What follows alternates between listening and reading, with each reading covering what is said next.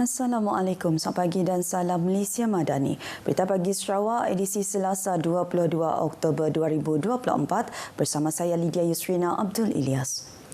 Sambungan bekalan tenaga elektrik dari Sarawak ke Singapura dan Semenanjung Malaysia akan dilaksanakan selepas kajian teknikal oleh sebuah firma Singapura selesai. Menurut Premier Sarawak Datuk Patinggi Tan Sri Abang Johari Tun Openg, rundingan komersial bagi sambungan ini sedang berjalan lancar oleh semua pihak terlibat termasuk Tenaga Nasional Berhad TNB yang turut menjalankan kajian pra kebolehkelaksanaan sambungan kabel bawah laut antara Sarawak dan Semenanjung Malaysia. Beliau berkata demikian ketika menyampaikan ucap tama pada Minggu Tenaga Antarabangsa Singapura SIU di Singapura semalam.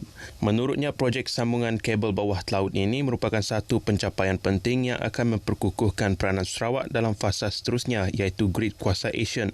Sambungan tersebut bukan sahaja bakal meningkatkan keterhubungan tenaga antara negara-negara Asian tetapi juga akan membuka peluang untuk Sarawak menjadi bateri Asian dengan berkongsi sumber tenaga boleh diperbaharui yang majoritinya berasal daripada tenaga hidro. Dalam pada itu, Premier Sarawak juga menekankan bahawa menjayakan grid kuasa Asian memerlukan lebih daripada sekadar teknologi dan penyelesaian kewangan. Malah ia memerlukan keazaman politik, penjajaran dasar, penyelarasan peraturan dan piawaan, pembangunan infrastruktur serta kerjasama serantau. Penubuhan Agensi Kerjasama Antarabangsa Jepun JICA di Sarawak amat diperlukan dalam menyediakan latihan kepada sumber manusia di Pusat Intervensi Awal Satu Henti OSEC atau di Pusat Pemulihan Komuniti. Menteri Pembangunan Wanita, Kanak-kanak dan Kesejahteraan Komuniti Sarawak Datuk Seri Fatimah Abdullah berkata pihaknya telah memohon kepada JICA untuk memperluas perkhidmatan mereka ke Sarawak memandangkan agensi tersebut tidak lagi memberi tumpuan kepada Sarawak kerana ekonomi Malaysia telah berkembang.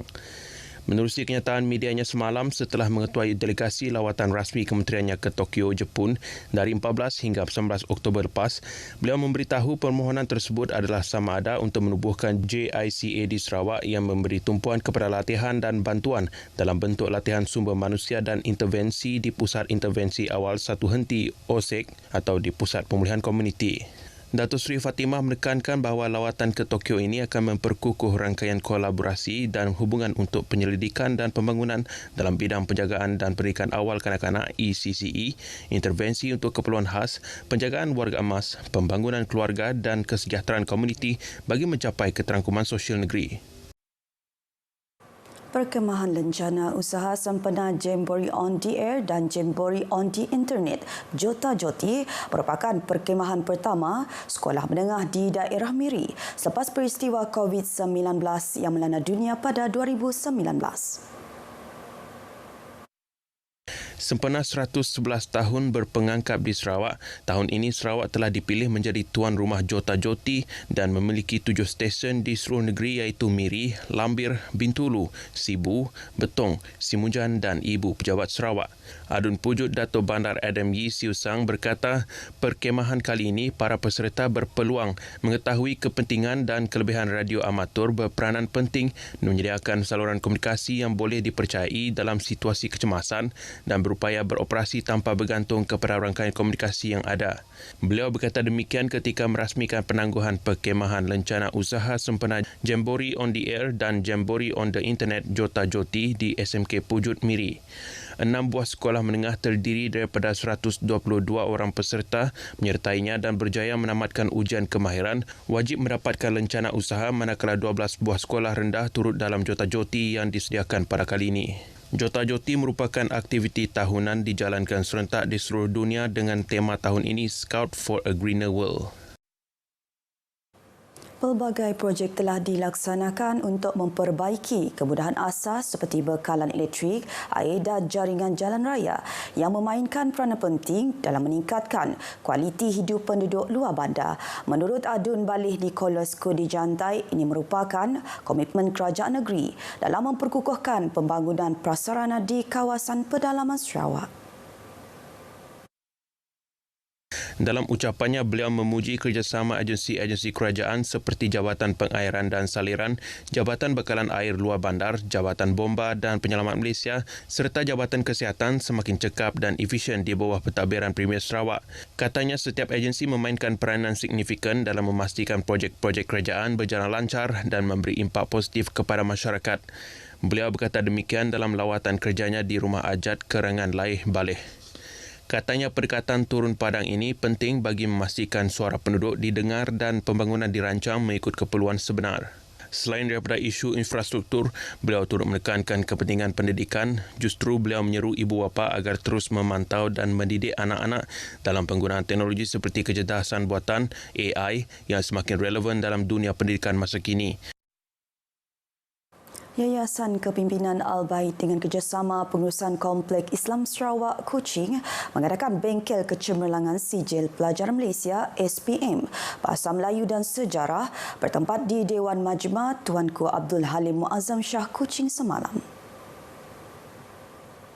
Bertujuan untuk membantu calon-calon SPM menjawab soalan peperiksaan dengan lebih mudah dengan pelbagai teknik. Pengurus Yayasan Kepimpinan Al-Bait Abdul Hafiz Zainal Abidin berkata, berbeza dengan sebelum ini, inisiatif dilakukan tahun ini menjemput beberapa agensi dan institusi pengajian tinggi seperti Yayasan Sarawak, Universiti Malaysia Sarawak UNIMAS, Sarawak Skills Center for Technology Excellence Sarawak Sentex, Sidma College, University of Technology Sarawak UTS dan SATT College bagi memberikan pendarahan kepada para pelajar berkenaan hala tuju setelah tamat SPM.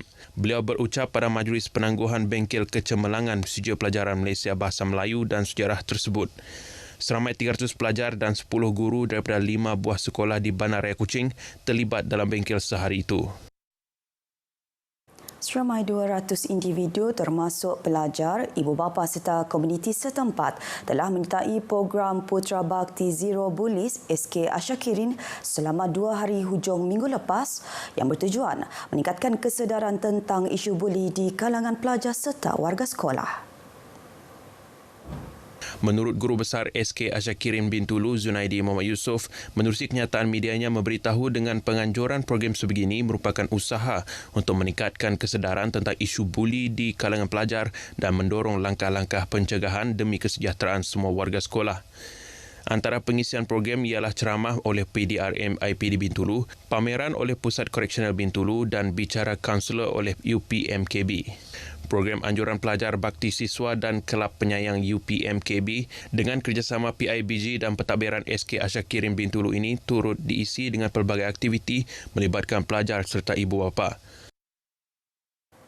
Kereta dipandu seorang lelaki warga emas hilang kawalan lalu terbabas dan melanggar sebatang pokok di pembahagi jalan berlaku di Bandaraya Miri. Menurut Ketua Polis Daerah Miri, ACP Alexen Naga Cabu, dalam kenyataan media mengesahkan telah berlaku satu kemalangan maut di Jalan Miri Bintulu, Miri berhampiran Borneo Medical Center pada 2.05 petang Ahad lepas. Akibat kemalangan itu, kenderaan mangsa mengalami kerosakan teruk pada bahagian hadapan. Kesan daripada kemalangan tersebut menyebabkan mangsa mengalami kecederaan teruk pada bahagian kaki sebelah kanan, cedera pada bahagian perut dan seterusnya dirujuk ke Hospital Miri untuk mendapatkan rawatan lanjut. Pada pukul 4.36 petang, mangsa telah disahkan meninggal dunia di wad kecemasan Hospital Miri semasa menerima rawatan. Berdasarkan laporan polis tersebut, satu kereta siasatan dibuka dan disiasat di bawah Seksyen 41-1 Akta Pengangkutan Jalan 1987. Berita pagi Sarawak berakhir di sini. Dari sungai hingga segara, Palestin pasti merdeka. Ikuti Stadium RTM selepas ini untuk perkembangan sukan tanah air dan antarabangsa.